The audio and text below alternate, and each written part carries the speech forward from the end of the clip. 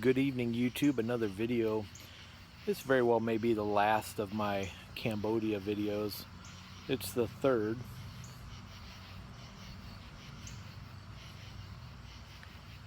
What are the questions that you would anticipate being asked if you traveled abroad and if you lived abroad?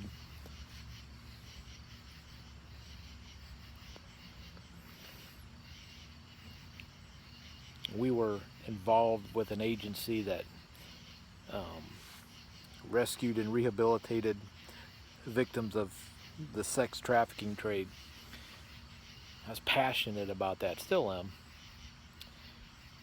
And when we arrived in Southeast Asia, I anticipated some deep, thought-provoking questions from family, friends, people that viewed our website. We had a website that was active. Questions about the survivors, and we did receive some of those. The methodology, the focuses, the perpetrators. Questions that I was, issues that I was dealing with on a regular basis. Not so. The questions we received, the number one question, can you guess what it is? I'll give you a minute to think about it. By the way, still smoking that Eddie Munster pipe with my mystery tobacco in it. The number one question from my, and I say this in a loving way, my arrogant American fellow citizens who knew and who know precious little about what lies beyond our borders, and I put myself in that mix. The number one question: what are the bathrooms like? What do you have to do to go to the bathroom in a third world country? So many questions like that I devoted one entire day to writing out a blog post with pictures of this is really how it works. Now, in the house that I described in my previous video on Cambodia, we had a Western style toilet. And we actually, if you remember, I said it was a multi-family structure, would have been for the Khmer folks. We actually had 7 bathrooms in that 4-story townhouse, if you want to call it a townhouse. We were living large, man. 7 bathrooms, and I think 2 of them we never even used the entire time we were there. The one up on the roof and the one on the first floor. I take that back. My youngest son used the one on the first floor because it was connected to his room. Western style. I mean, and when I say Western, I'm referring to America, because I do recognize that even in the Western world there are some differences. The other methods of elimination of that process were really very, very simple, and while we might have been stressed when we first got there, we adapted so quickly. We actually had no issue with it whatsoever. We had the ceramic, or not even that, sometimes concrete, or really a hole in the ground that we would refer to as a squatty potty. You put your foot on either side of a hole and you just kind of squat and do your business.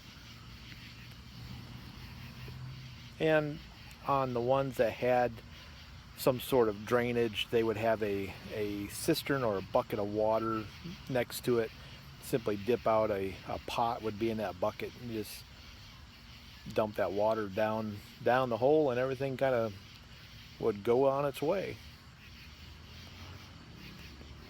And then there was, what everyone else in the world has done since day one.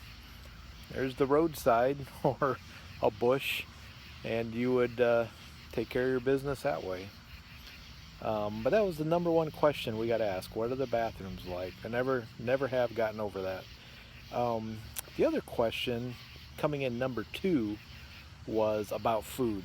And I can say this in all honesty, I have never eaten better, more healthy than I did when I lived in a third world country. And I lost almost 40 pounds and was in terrific shape when I came back to the States, and I've since put much of that weight back on. But I was under 190 pounds, and it was so healthy. We ate lots of rice,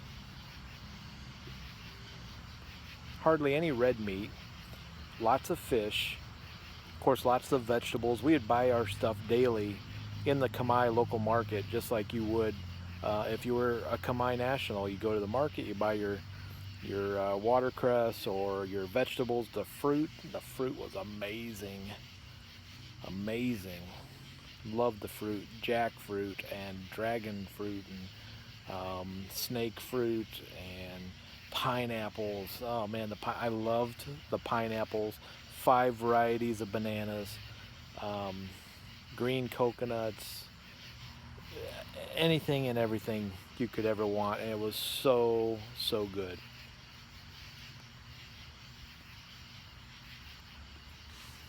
And in Cambodia, you would get called to the meal by a phrase, and I'll teach you. Yum bai, eat rice. So where we lived, we had people that would prepare food, not in our personal residence, but in the properties that I oversaw, and they would prepare food as well for the girls that were there. And when it was getting time for lunch, you would hear yum bai, and if you had already eaten, like sometimes they would be serving breakfast and they would offer breakfast to me, and I would say yum bai howie, which means, I ate rice, I ate already. Yum bai. And we always kind of laughed because even if you had some sort of pasta, like a rice noodle, maybe I would have eaten pad thai, they would not have considered you to have eaten unless you've had some sort of rice with your dish. So yum bai, eat rice. Loved it. And just so you're aware, we did try everything. We ate snakes and crickets and tarantulas and eel and grasshoppers, all the stuff that they sold on the street. Tarantulas were 4 for $1. Tasted like nachos. Crickets, I could get a soup can for under 50 cents. They'd have a soup can, they'd scoop up the crickets, get that can, pour it into a plastic bag, because you gotta have a plastic bag in Cambodia, and I would eat it like popcorn, crickets, and tasted like popcorn, little popcorn with little antennae.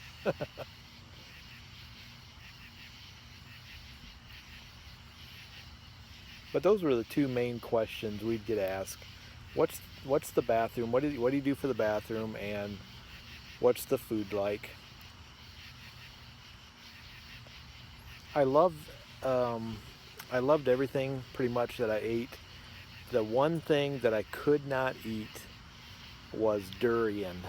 And if you don't know what durian is, it's spelled Durian, durian. You either love it or you hate it.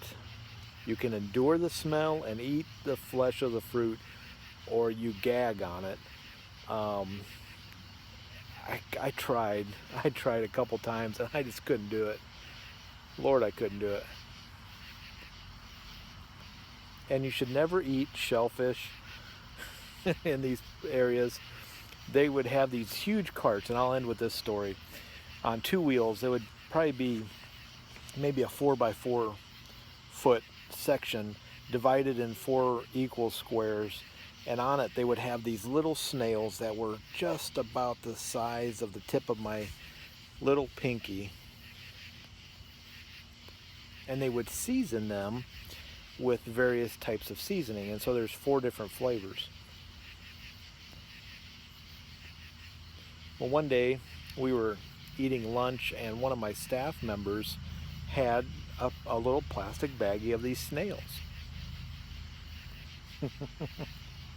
And so I asked, her name was Sretuit. I asked Sretuit if I could have one to try one.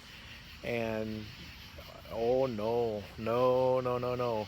Your stomach is too soft. My stomach was too soft, they said.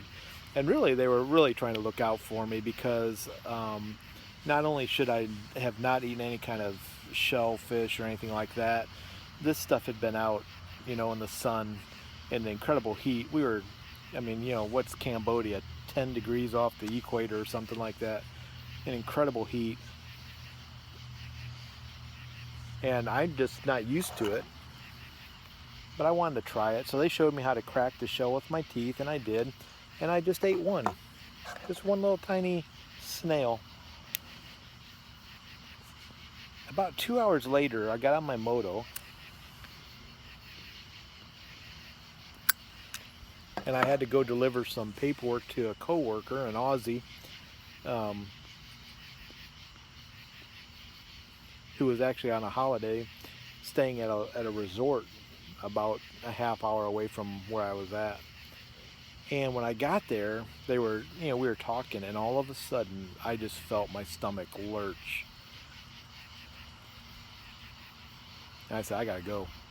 And I hopped on my moto, and I lived about 45 minutes, if traffic was good, out in the province away from Phnom Penh, the capital city of Cambodia.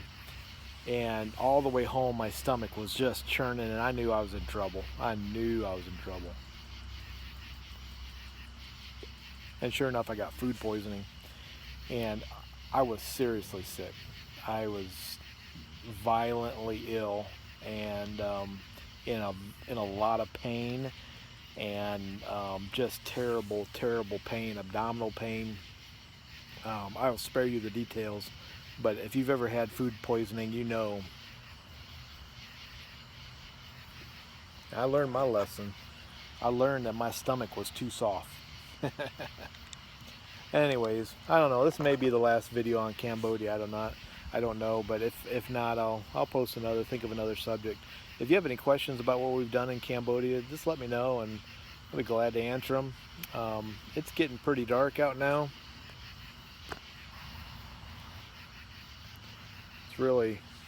This is about as bright as it is. It's well after 9 o'clock now, so I need to wrap this up, finish up my pipe. Tomorrow's a big day. My daughter's getting her first tattoo. I'm going to take her up to a tattoo artist. Got a lot of stuff planned tomorrow, this weekend. A lot of yard work, a lot of things I got to get caught up on. But I'm wishing you all the best. Hope you have a great weekend. Until next time, who's your piper?